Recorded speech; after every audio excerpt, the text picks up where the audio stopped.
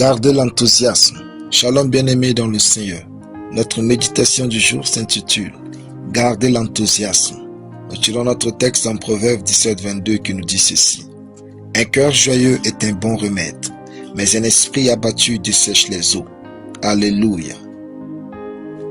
Le succès, c'est le fait d'aller d'une souffrance à une autre sans perdre l'enthousiasme, jusqu'à ce que Dieu vous fasse du bien. Vous échouez le jour où vous perdez votre enthousiasme. L'enthousiasme est la preuve que vous croyez en Dieu. Il est le signe que vous avez de l'espérance ou marchez avec Dieu. La vie est déjà stressante en soi de par ses défis. N'en rajoutez pas en vivant dans le manque de joie. Laissez l'enthousiasme vous envahir. La Bible déclare que un cœur joyeux est un bon remède. Cela traduit que votre santé physique passe essentiellement par l'enthousiasme de votre âme. Ne soyez pas de ceux qui vivent avec des frustrations, des colères et des inquiétudes.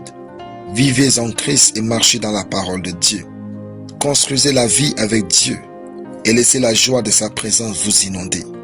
Ne soyez pas trop sérieux à propos de certaines choses. Simplifiez-vous la vie et soyez juste heureux. Être en vie vaut plus que certains efforts. Laissez-vous réjouir par les petites choses que Dieu fait pour vous. N'endurcissez pas votre cœur et votre entendement. Laissez-le vous persuader que les bonnes choses existent. Ne soyez pas difficile à convaincre pour accepter la beauté de la vie, les merveilles et la perfection du monde. L'enthousiasme est le secret qui maintient le cœur paisible même dans les troubles. Peu importe votre situation, ne laissez pas les défis entrer en vous.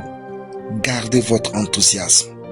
L'enthousiasme est une énergie qui vous donne de l'inspiration, de la motivation pour poursuivre les choses que Dieu veut faire par vous. Le jour où vous perdez l'enthousiasme de faire ce que vous avez toujours fait avec fierté, sachez qu'il se peut que Dieu veuille que vous passiez à un autre niveau.